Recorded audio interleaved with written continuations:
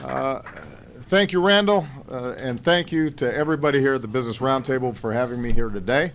I'm just going to say a few words and then hopefully spend a lot of time taking your questions. 7 years ago today was one of the worst days in the history of our economy. If you picked up the Wall Street Journal that morning, you read that the shocks from AIG and Lehman were spreading worldwide. The day before, stocks had suffered their worst loss since 9/11. In the months after, businesses would go bankrupt, millions of Americans would lose their jobs and their homes, and our economy would reach the brink of collapse. That's where we were when I became chief executive. Here's where we are today. Businesses like yours have created more than 13 million new jobs over the past 66 months. The longest streak of job growth on record. The unemployment rate is lower than it's been in over 7 years. There are more job openings right now than at any time in our history. Housing has bounced back. Household wealth is higher than it was before the recession. We have made enormous strides in both traditional energy sources and clean energy sources while reducing our carbon emissions. And our education system is actually making significant progress with significant gains in reducing the dropout rate, reading scores increasing, math scores increasing. And by the way, more than 16 million people have health insurance that didn't have it before. So this progress is a testament to American business and innovation. It's a testament to the workers that you employ. But I'm going to take a little credit too. It's a testament to some good policy decisions. Soon after we took office, we passed the Recovery Act, rescued our auto industry, worked to rebuild our economy on a stronger foundation for growth. Other countries,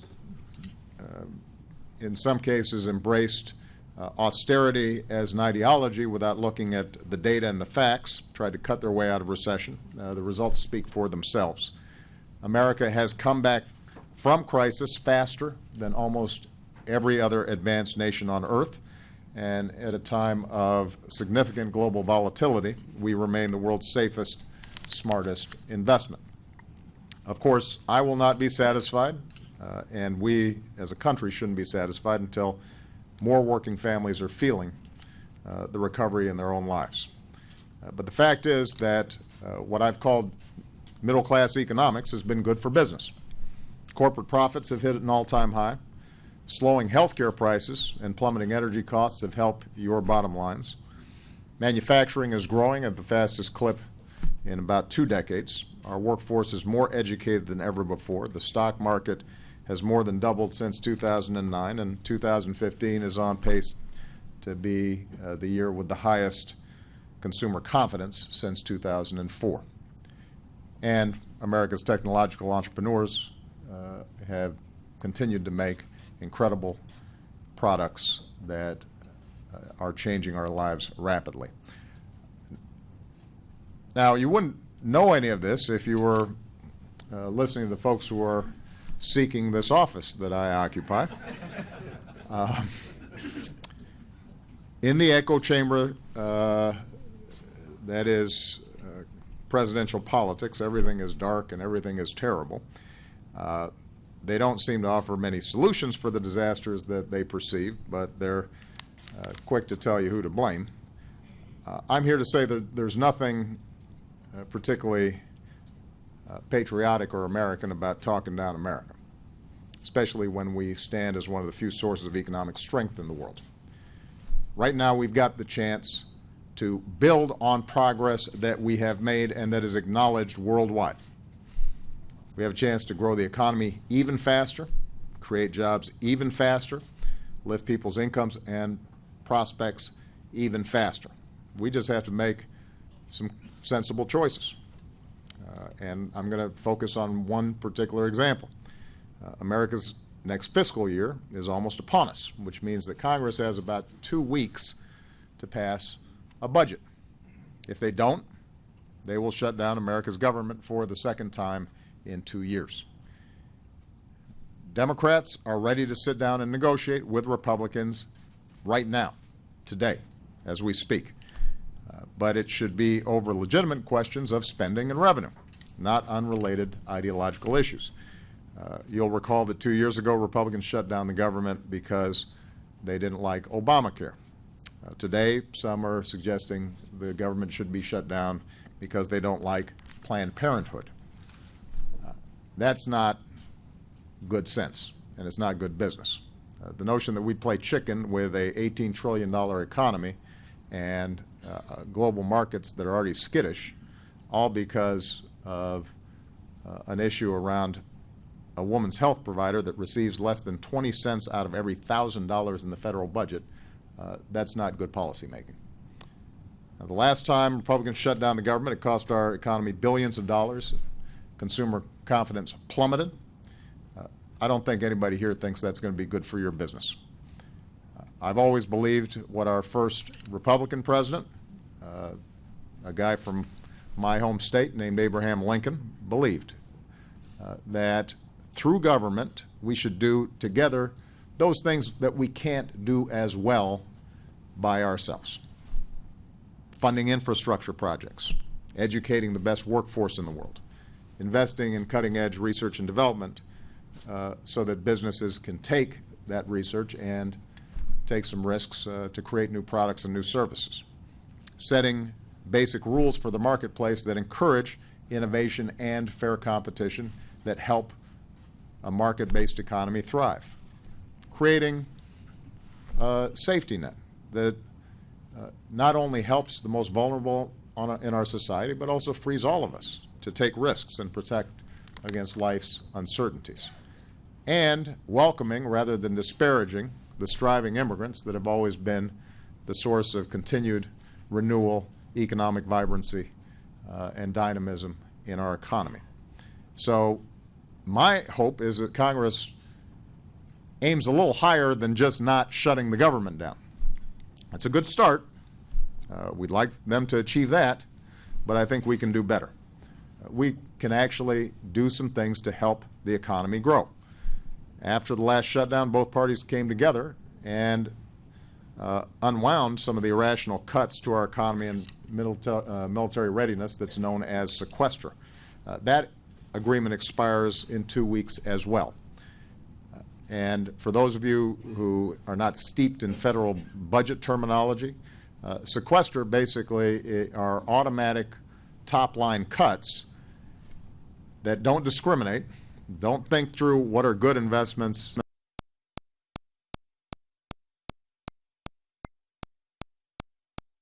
Of growth that your companies depend on: research, job training, infrastructure, education for our workforce.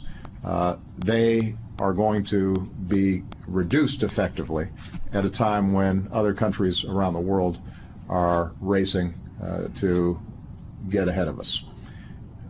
On the other hand, if Congress does reverse some of these cuts, then our own budget office estimates it would add about half a million jobs to our economy next year alone, about 0.4% to GDP. And keep in mind that we can afford it right now. You know, all the things I said at the front in terms of the recovery that we've made, we've also reduced the deficit by 2/3. Right now it's about 2.8% of GDP. We've reduced our deficit faster than some of those countries that pursued strict austerity policies and weren't thinking about how to grow the economy. And so we are well positioned without adding to the deficit. I want to repeat, since I took office, we've cut the deficit by more than 2/3. And the good news is we might actually be moving beyond some of the stale debates we've been having about spending and revenue over the past several years if what economists and people who are knowledgeable about the federal budget are listened to, as opposed to this being driven by short-term politics. People in both parties, including some of the leading Republican candidates for president, have been putting out proposals. Some I agree with, some I don't. I'll give you one example, though. You've got two leading candidates on the Republican side who have said that we should eliminate the carried interest loophole. Now, there's disagreement in this room around that. But I will tell you that keeping this tax loophole, which leads to folks who are doing very well paying lower rates than their secretaries, is not in any demonstrable way improving our economy. On the other hand, if we close the tax loophole, we could double the number of workers in America's job training programs. We could help another 4 million students afford college. Now, these are sensible choices that if you were running your business and you took a look at it, you'd make that decision. Well, America should too.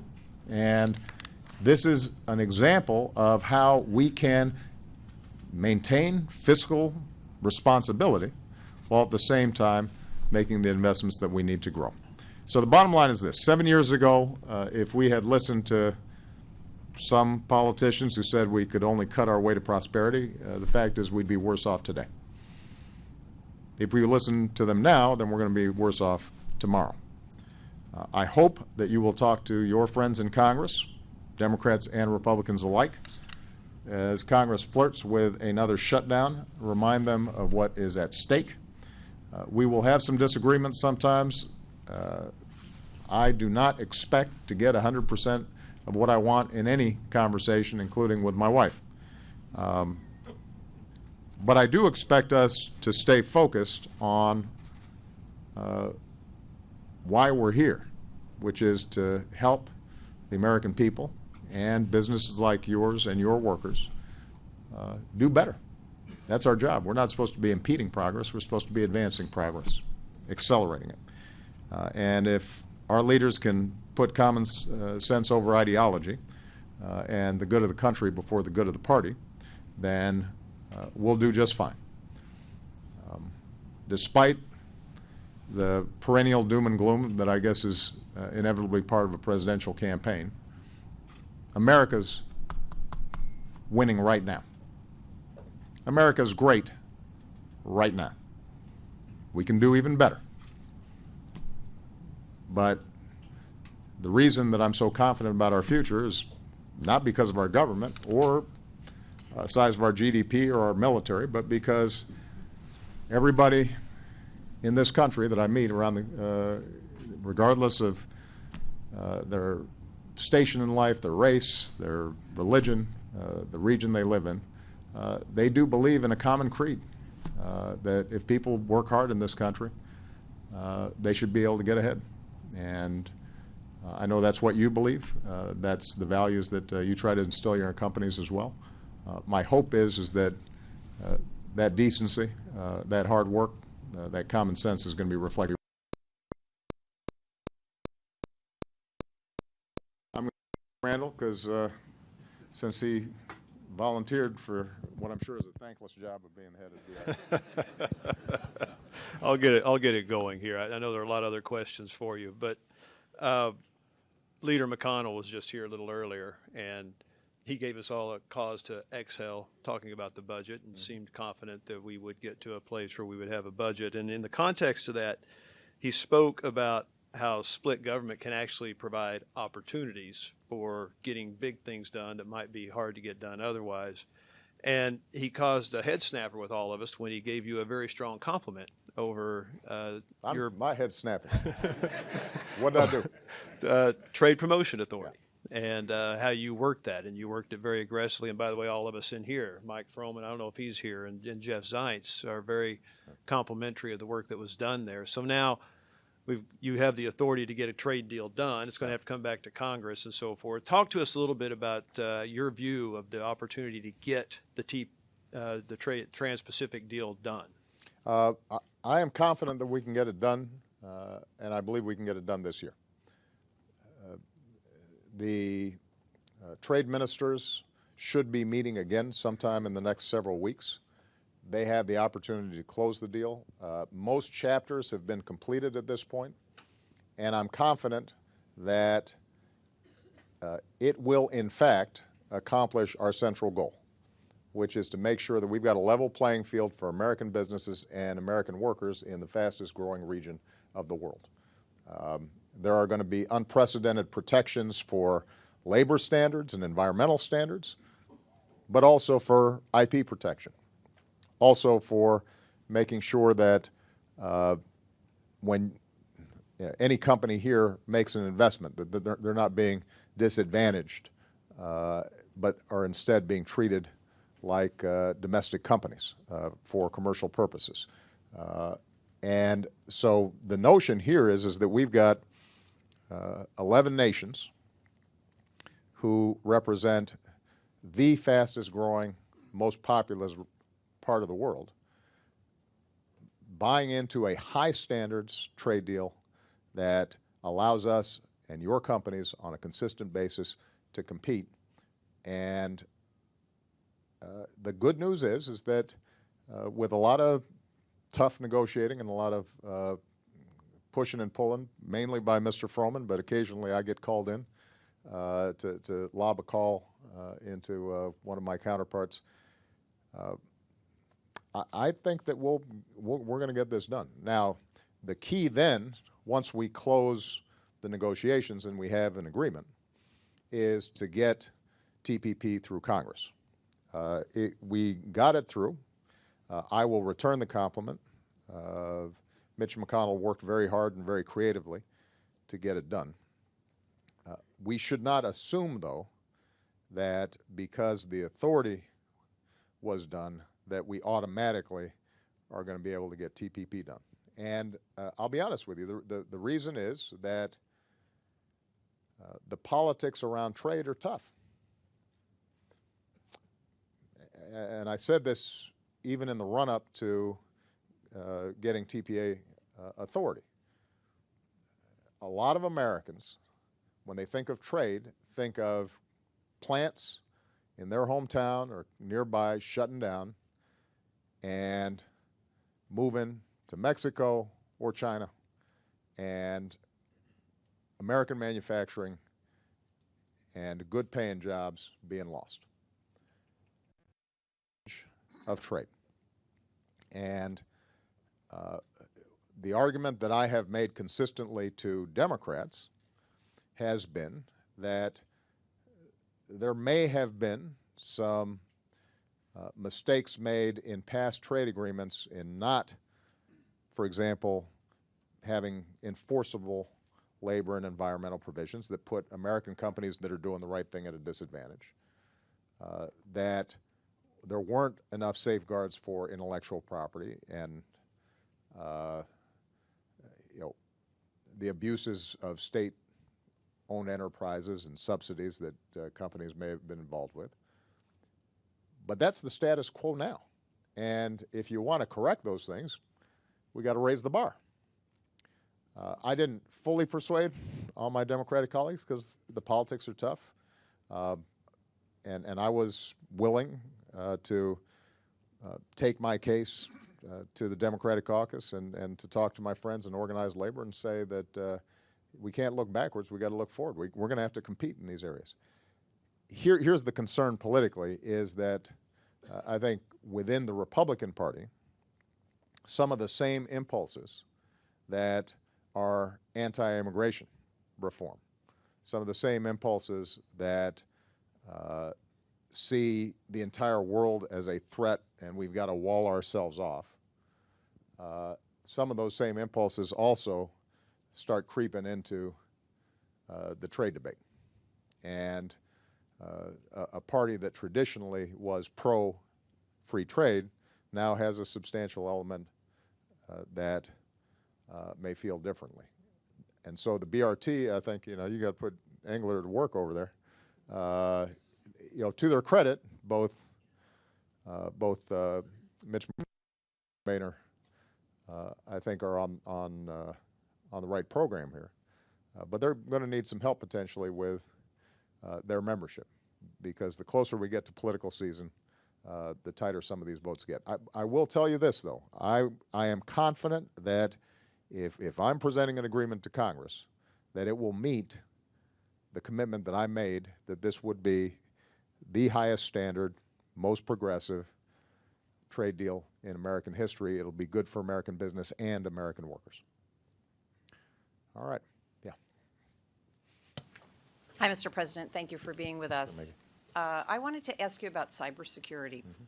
You know, you put an executive order in place earlier this year because of the issues we have with information sharing and with liabilities. And we at the BRT are very supportive of the legislation that has passed the House and is now in progress in the Senate. And I wanted to just get your thoughts on how you're thinking about this, and also with the upcoming visit of the President of China, about cybersecurity and our relationship with China. This is an issue that is not going away. It is going to be more and more important, and it is going to be very challenging. It's challenging in part because the internet itself, the architecture of it, was not intended to carry trillions of dollars of transactions and everybody's personal information. It was designed for a couple of professors to trade academic papers, and so the kind of security that we are looking for was not embedded into the DNA of the internet. And the vulnerabilities are significant, and they are being exploited by not just state actors, but also non-state actors and criminal gangs at an accelerating pace. So this is something that, from a national security perspective and from a business perspective, we're going to have to continue to concentrate on. One of the big issues that you mentioned, Maggie, that we're focused on is this encryption issue. And there is a legitimate tension around this issue. On the one hand, the stronger the encryption, the better we can potentially protect our data. And so there's an argument that says we want to turbocharge our encryption so that nobody can crack it. On the other hand, if you have encryption that doesn't have any way to get in there, we are now empowering ISIL, child pornographers, others, to essentially be able to operate within a black box in ways that we've never experienced before during the telecommunications age. And I'm not talking, by the way, about some of the controversies around NSA. I'm talking about the traditional FBI going to a judge, getting a warrant showing probable cause, but still can't get in. So we've created a process around which to see if we can square the circle here and reconcile the need for greater and greater encryption and the legitimate needs of national security and law enforcement. And I won't say that we've cracked the code yet, but we've got some of the smartest folks, not just in government, but also in the private sector, working together to try to resolve it. And what's interesting is, even in the private sector, even in the tech community, people are on different sides of this thing. With respect to China, this will probably be one of the biggest topics that I discuss with President Xi. We have repeatedly said to the Chinese government that we understand traditional intelligence gathering functions that all states, including us, engage in. And we will do everything we can to stop you from getting state secrets or transcripts of a meeting that I've had, but we understand you're going to be trying to do that. That is fundamentally different from your government or its proxies engaging directly in industrial espionage and stealing trade secrets, stealing proprietary information from companies. That we consider an act of aggression that has to stop.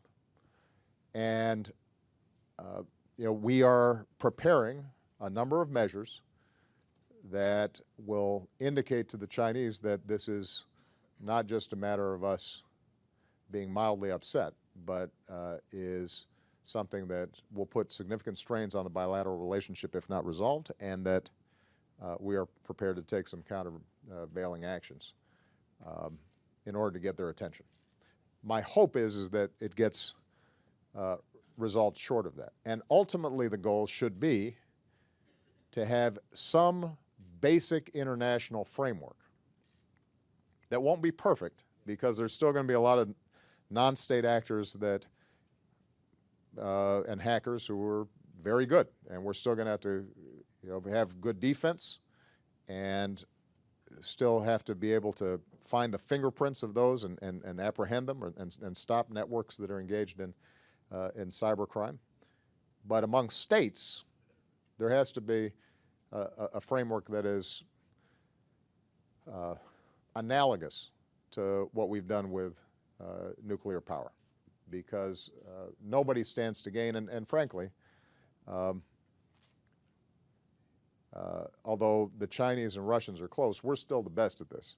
And if we wanted to go on offense, a whole bunch of countries would have some significant problems. And we don't want to see the internet weaponized in that way. That requires, I think, some tough negotiations. That won't be a one-year process, but we'd like to see if we can, if we and the Chinese are able to coalesce around a process for negotiations, then I think we can bring a lot of other countries along. And we will work with you on that too. Good. Thank you. Ursula? Thank you for being here. It's also good to be reminded occasionally of some of the progress that we've made in like a complete sentence, so I think thank you for that as well. And some recent wins. TPA is good, even the Iran deal, really good. Healthcare standing up, all good. The place that we haven't made a lot of progress, but that's really important for business and business progress, is on tax and tax reform. Mm-hmm. And what we're getting to now is I think almost kind of like being backed in a corner. So since you can't get a grand deal, we're starting to talk about sub-deals. Mm-hmm. And the sub-deals in and of themselves are destructive, in the Business Roundtable's view, to the grand deal, which is total tax reform or comprehensive tax reform. So can you help us think about how we should negotiate this duality that we're in right now, and where do you think we're going to end up? We put forward a proposal early on that I'm confident I could sell to this group. Not everybody would be thrilled, but I think I could argue that over time would be good for business, because essentially what we proposed was the traditional framework for tax reform: close loopholes, lower rates. We'd address international taxation in ways that currently put American businesses at a disadvantage and would allow for repatriation, but would not simply empty out the Treasury, and would generate enough revenue that we could actually also pay for some infrastructure. And our hope was that we'd get some nibbles on the other side. To his credit, Paul Ryan expressed real interest in discussions and negotiations, but your previous speaker, Mitch McConnell, has said that he is not interested in getting tax reform, comprehensive tax reform of that sort, done. So there's still work being done. We're still in conversations with Mr. Ryan, and I know that Senator Schumer and others have still been working on the possibilities of a fairly robust package. But ultimately, you're going to have the leader of the Senate, majority party, bought in to try to get this done.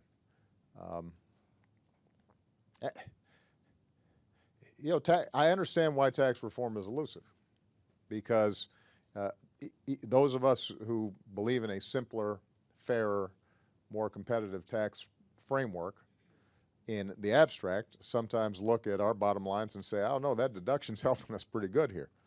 And even if this organization has been supportive. There are other business organizations in town that have some pretty strong influence over the Republican Party that haven't been as wild on it, partly because their view is that the only kind of tax reform that's acceptable is one that would also lower all rates, regardless of its effect on the deficit.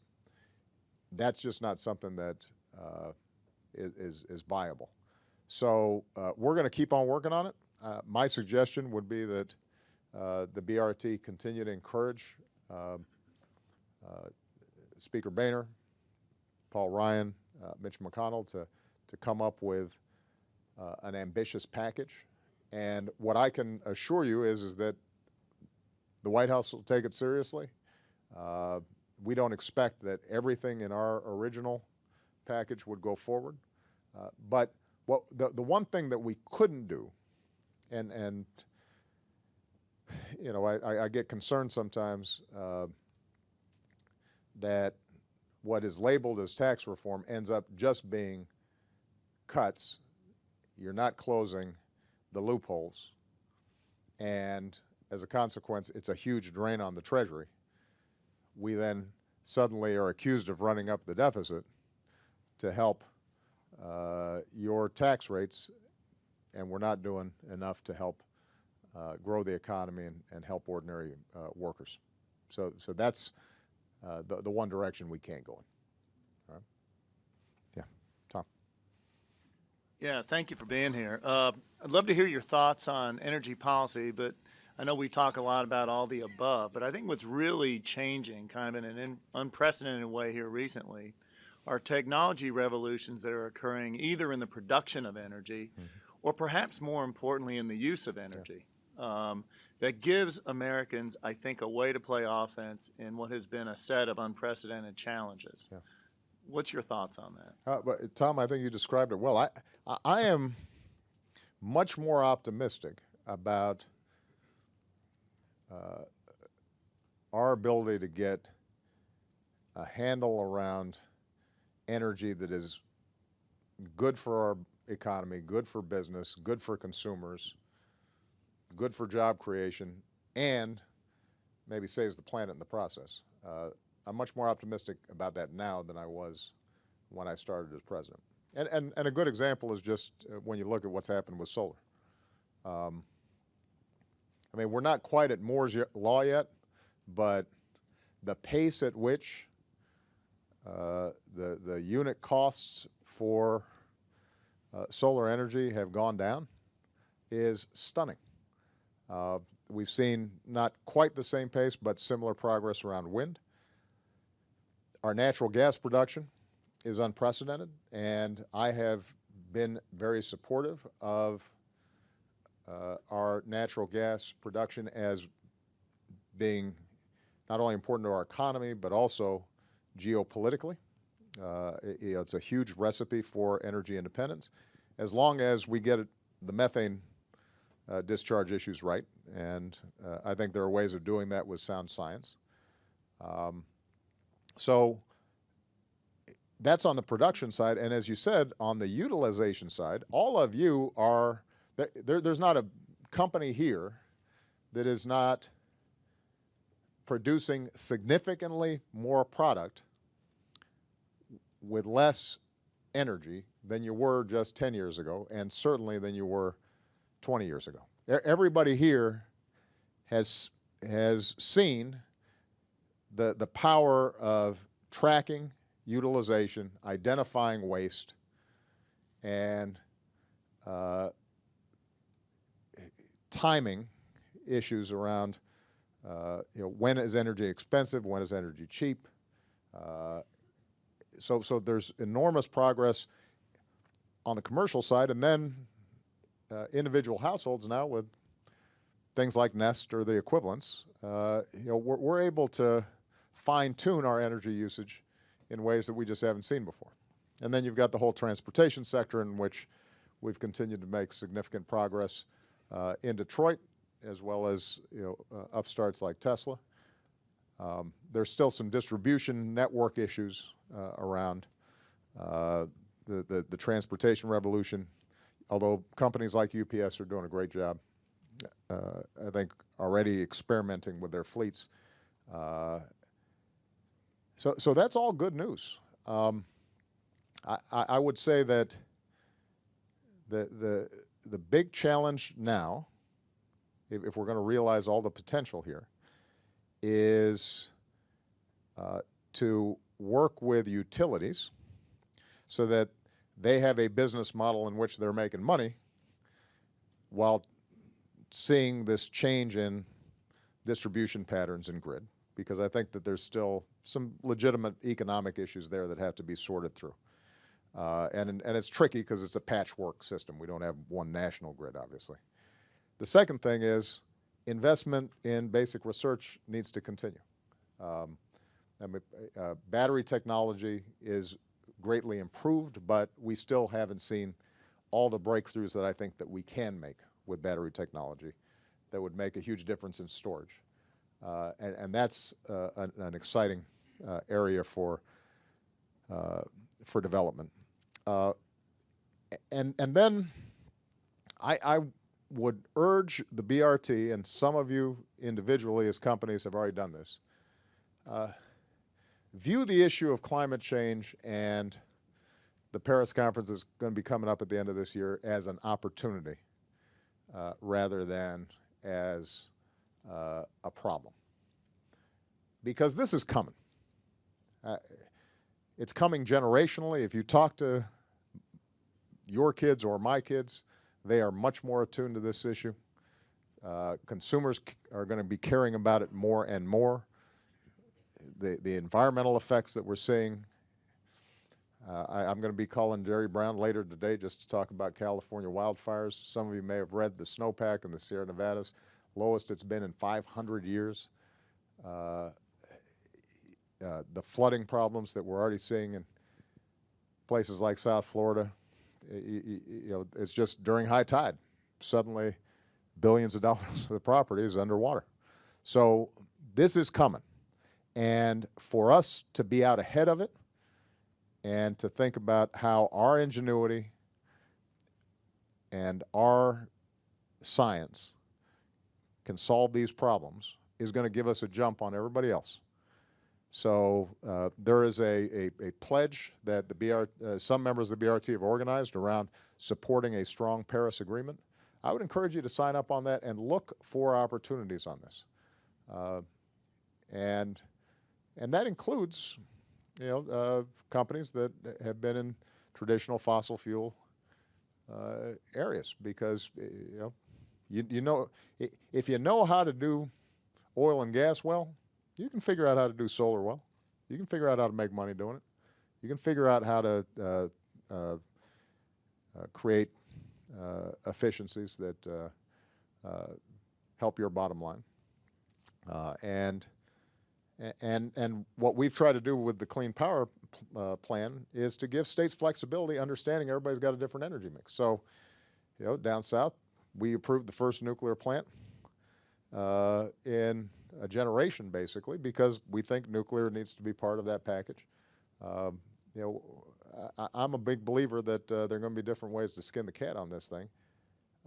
We just have to set a baseline in which all of us understand the direction we need to go. Instead of us spending a lot of time fighting science, let's go with science. We usually do better when we're on the side of facts and evidence and science. Just as a general rule, that's proved to be our strength as Americans. Yeah, Jim.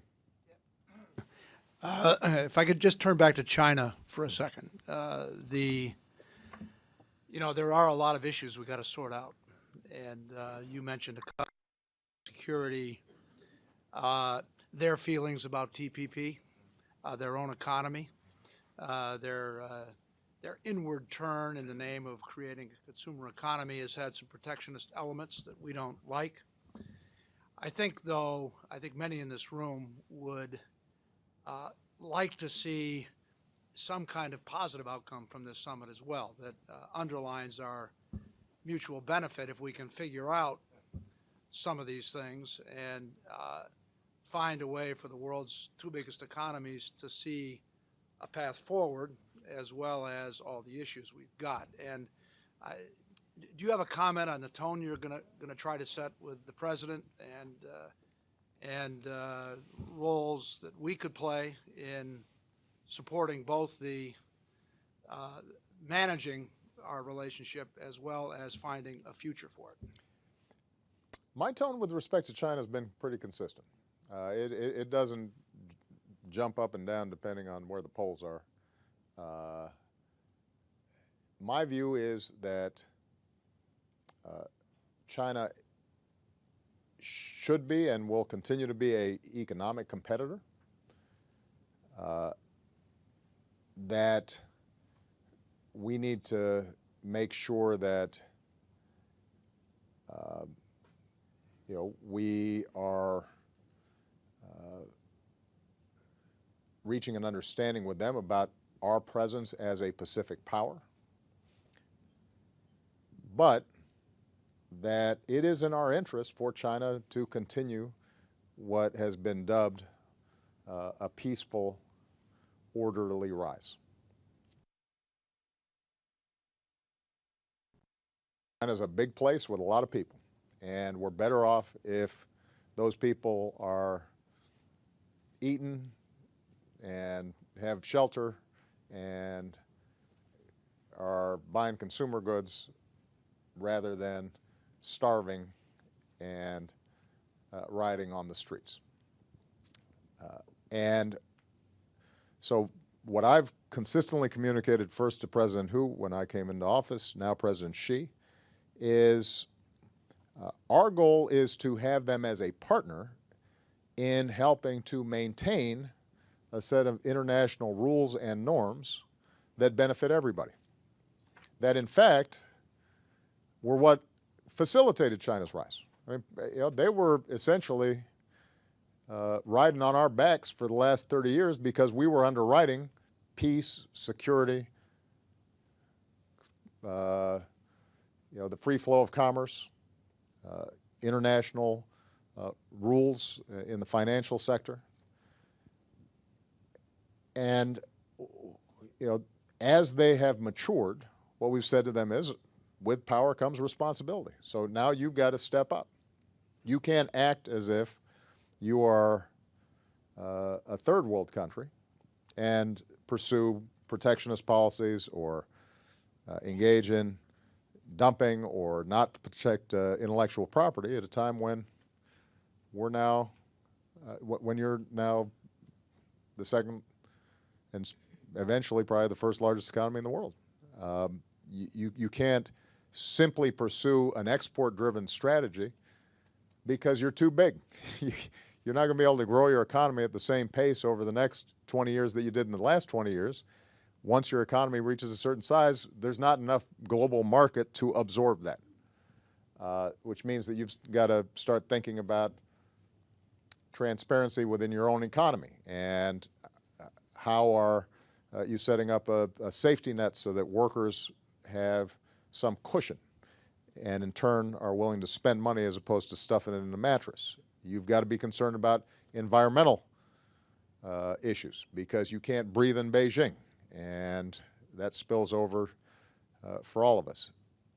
And as a large country with a powerful military, you can't go around pushing your little neighbors around just because you're bigger. But you have to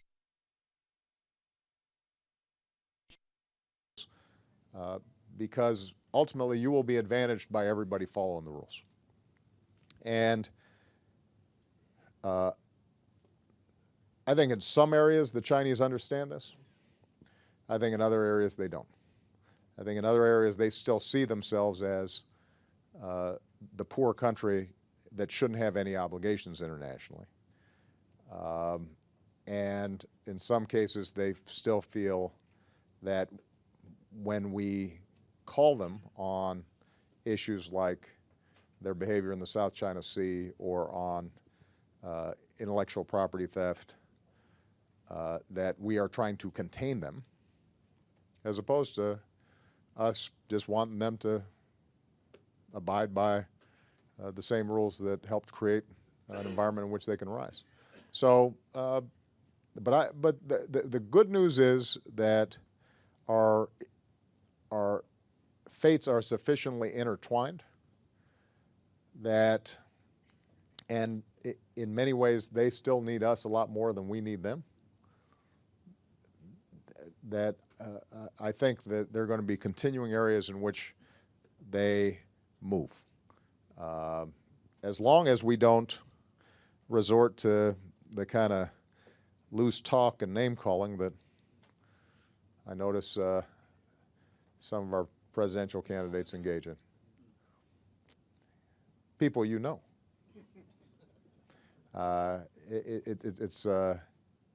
It tends not to be constructive. Bottom line, though, is, Jim, I think that this summit will be useful. I think there are going to be a lot of outcomes around things like energy and climate change, around improvements in how they deal with investors that will show constructive progress. I think our military-to-military conversations have been much better than they were when I began office. The one thing I would suggest that the BRT can do, two things. Number one, and I think I've said this to you, some of you in the past, when your companies have a problem in China and you want us to help, you have to let us help. Don't tell us on the side, we got this problem, you need to look into it, but then leave our names out of it because we want to be punished, kind of thing. Typically, we are not effective with the Chinese unless we are able to present facts and evidence of a problem. Otherwise, they'll just stonewall and slow walk issues. So if we're seeing problems in terms of the competitive environment there, in terms of protecting your IP, in terms of unfair competition that runs afoul of understanding the principles that have already been established, you've got to let us know and let us be your advocates. That's important. The second thing I think everybody here should do is not fall into the same trap that we fell into around Japan in the 1980s, which is somehow, China's taken over, just like Japan was taken over, and we're in inevitable decline. This whole argument, I'm just going to go on a quick rant here for a second. This whole notion that somehow, we're getting out competed, out dealt, out this, out that, we're losing. We're in terror. Nobody outside the United States understands what we're talking about. I mean, we've got problems. We've got issues. Our biggest problem is gridlock in Washington and us just not making some sensible policies. But overall, our cards are so much better than everybody else's. Our pool of quality businesses and talent and our institutions and our rule of law and how we manage and adapt to new and changing circumstances and our dominance in knowledge-based industries, nobody matches us. And we attract the best talent around the world still wants to come here if we just let them come. So, I think it's important for business voices to point out every once in a while, America's in the driver's seat if we make some smart decisions. And, that's not a partisan comment. That is just the facts. There's not a country out there right now, including China, that wouldn't look at us with envy right now. And so our problem's not that China's going to out-negotiate us or that Mr. Putin is sort of out-strategizing us. Anybody taking a look at the Russian economy lately?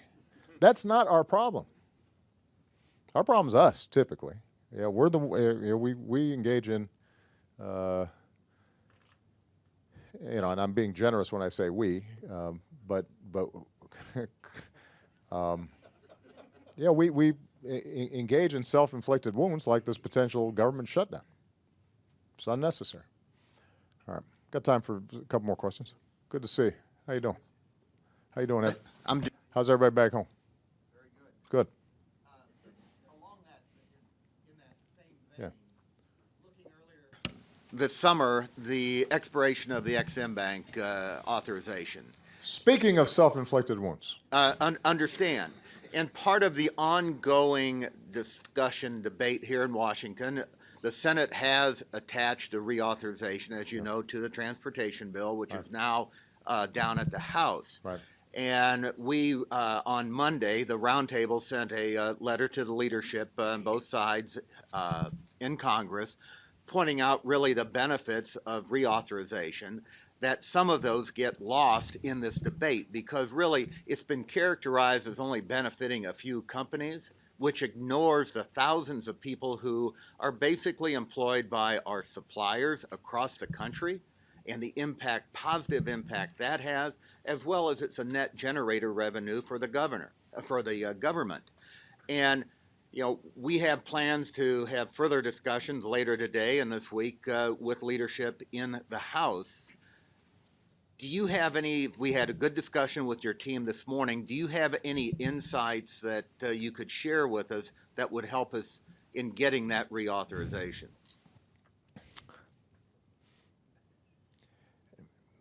It is mind-boggling that this wasn't reauthorized a year ago. And it is this weird reversal in which the principal opponents are the Tea Party caucus and the Republican Party. Somehow XM Bank has become this cause célèbre of what some of the presidential candidates call it, crony capitalism. And what's ironic is obvious. I think some of you know the backstory. There was, I think, a member of this organization that kind of started this whole thing because they were upset about some planes being sold to a competitor on a route, and suddenly this caught fire in the right-wing internet, and it's just hard to explain. Look, Ed, I had a group of small businesses ranging from, 4 people to a couple of hundred people talking about how they use XM. This is the only way that they can get into these markets. And as you said, XM doesn't cost the government. This is not a money loser for us. And, you know, I don't have to tell Immelt or Jim how important it is. I keep on telling them I expect a gold watch from them because it seems like every time I take a foreign trip, I got to sell some turbine or a plane. You know, and you know, I was concerned about Jeff's announcement that jobs that were here in the United States are now going to be going overseas because we don't get this done. But that's true for the supply chain. It's also true for some smaller companies that use XM directly. It's not just that they're part of the GE or Boeing supply chain. It's that, you know, they're selling tea to a country, and this is the only mechanism they have to be able to make those sales. The good news is McConnell and Boehner both say they want to get it done. As you said, we've already shown there's sufficient votes for it in the Senate, and we actually think there's sufficient votes for it in the House. I would concentrate your attention on House Republican caucus members. And I think you have to flood the zone and let them know this is important.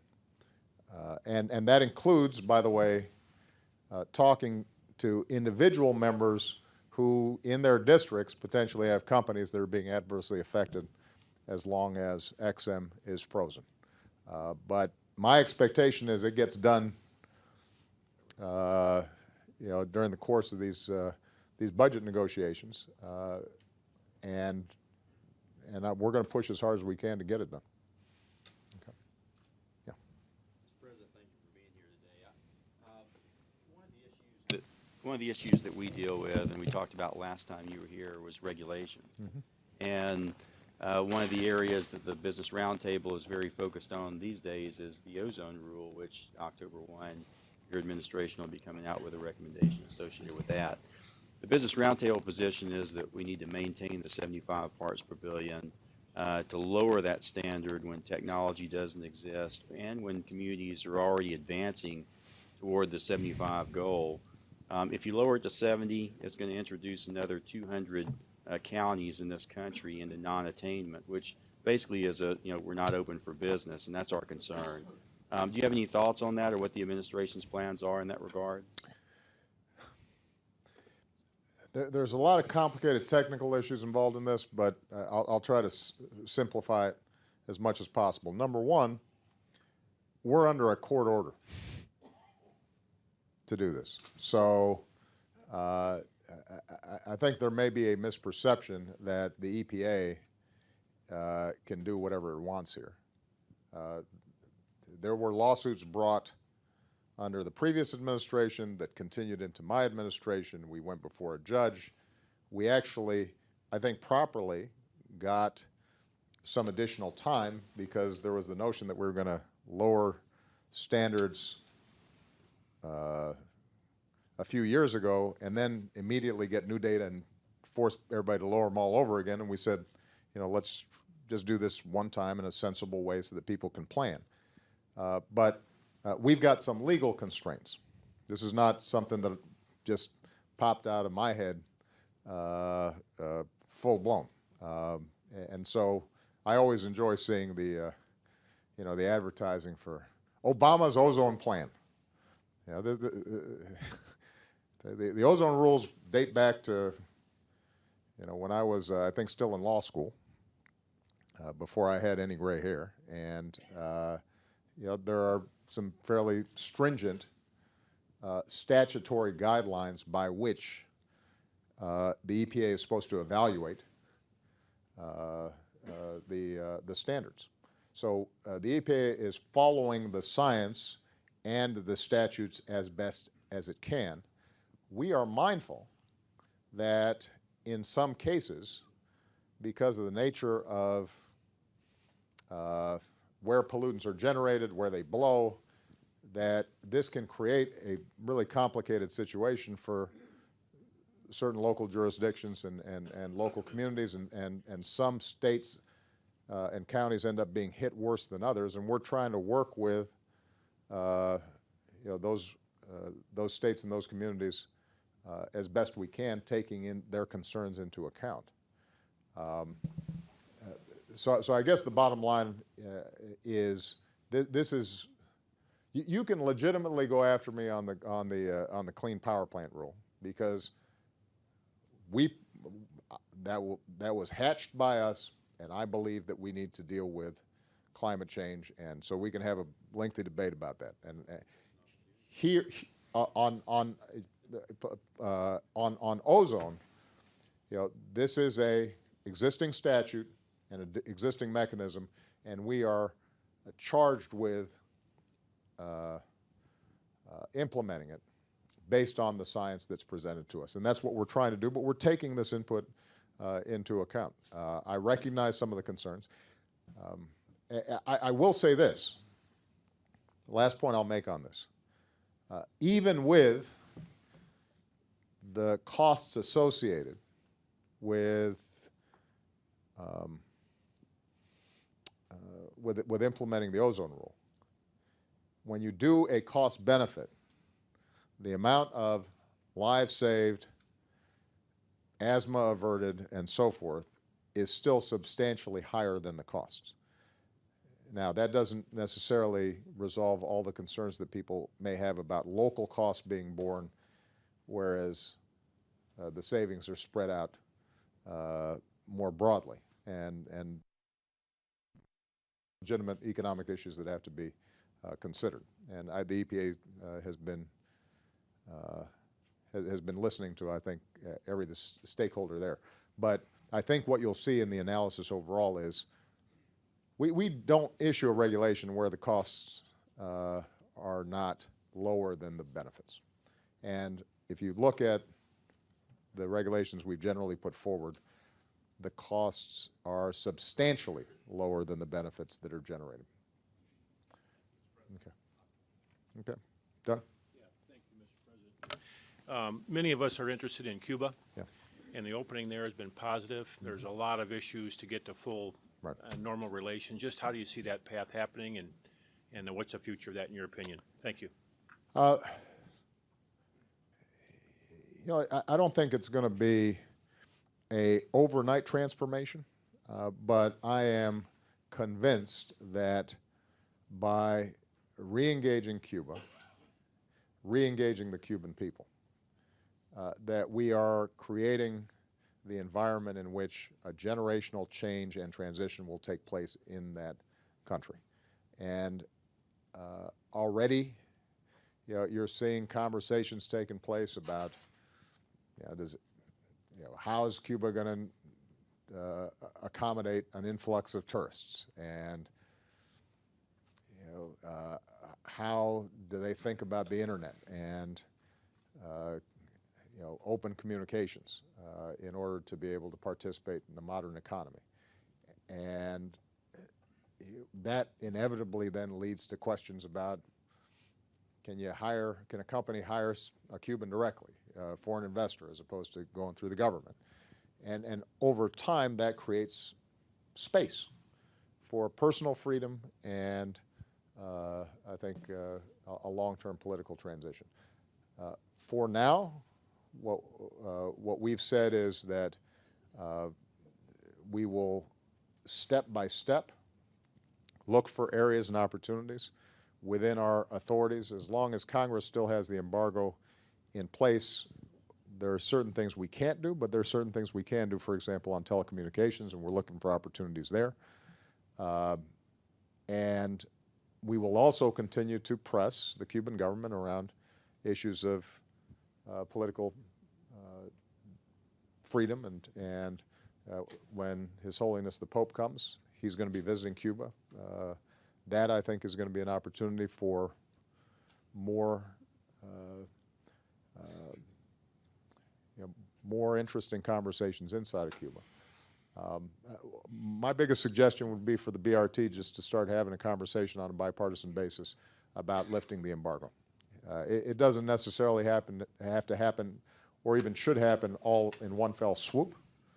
But I think if you look at the economic opportunities that are presented, they're significant, and it doesn't make much sense that a country 90 miles off the shore of Florida that is not, at this point, a significant threat to us, and that has shown itself willing to at least look beyond its borders for the first time, even if it's still scared of what it might bring.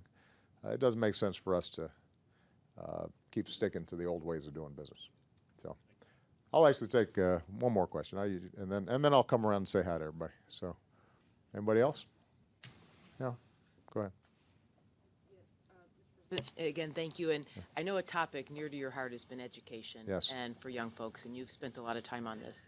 And many of us have done things, private partnerships. Yeah. And you recently made a comment about computer science for all high school kids, which I think is an important point, because technology is such a broad topic. Right. It will infiltrate all jobs. So maybe a chance to make some comments about how you envision something like that actually taking root over the long term, that we could make some progress with it. Well, first scale. First of all, I want to commend Jenny and IBM, because you guys have done some terrific work. Anybody who wants some inspiration, go to the high school that IBM's participating in Brooklyn, where kids, a collaboration between the public school system, the city colleges of New York, the CUNY system, and IBM, and you've got kids from most of them, parents never went to college. A lot of them immigrant kids. And they are marching through, STEM education, pre-engineering education. They're getting essentially college credits by the time they're sophomores or juniors in high school.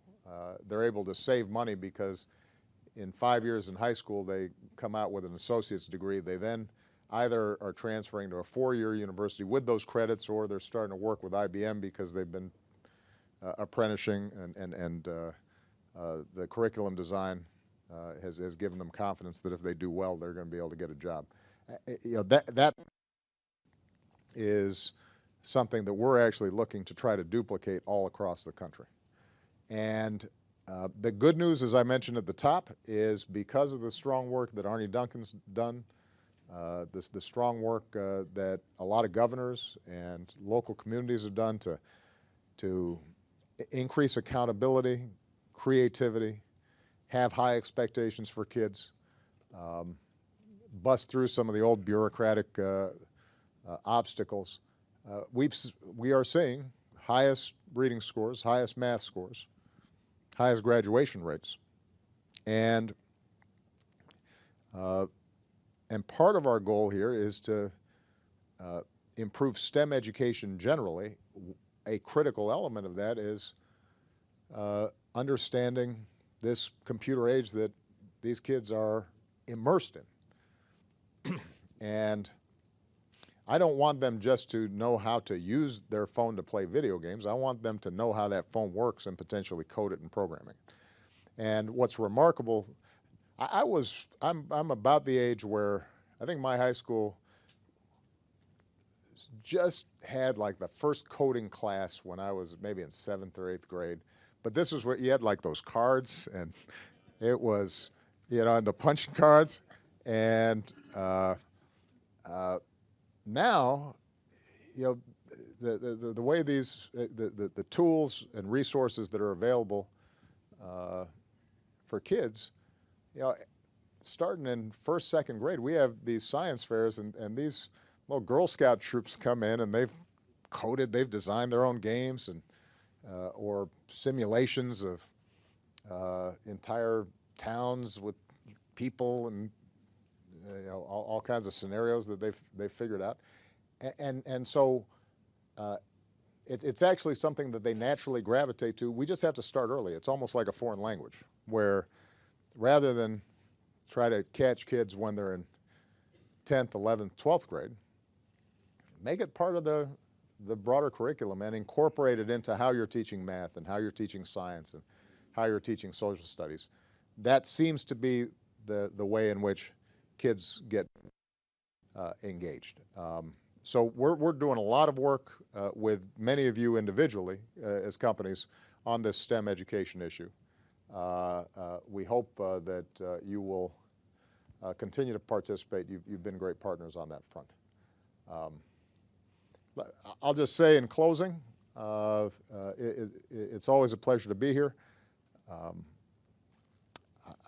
I want to just reiterate as we enter into the silly season of politics that the primary thing that is holding back a lot of potential growth, jobs,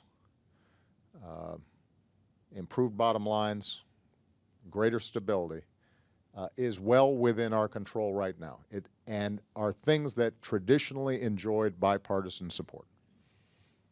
Ex-Im Bank, getting TPP done, financing and executing on an infrastructure policy. I've had conversations with folks like Larry Fink and others about if we're open to looking at new creative ways of financing it, but the notion that we're not doing that right now makes absolutely no sense. Investing in research and development. These are not partisan issues. There are some areas where there have traditionally been legitimate arguments between Democrats and Republicans. There are some issues, like on environmental regulations or financial regulations, where Jamie and I may disagree, or Nick and I may disagree. And we can have those arguments, and we probably won't convince each other on some of these things. But what I'm looking at is the low-hanging fruit that are no-brainers and that nobody here would argue with. And the notion that we're not doing them right now, primarily because a faction within one of our parties has gone off the rails and sees a conspiracy around everything, or simply is opposed to anything I propose, even if they used to propose it, that's a problem. And I think it's very important for all of you to just step back and take a look at it, because you still have influence on at least some of those folks, and challenge them. Why wouldn't we do things that everybody knows make sense? Thank you, everybody.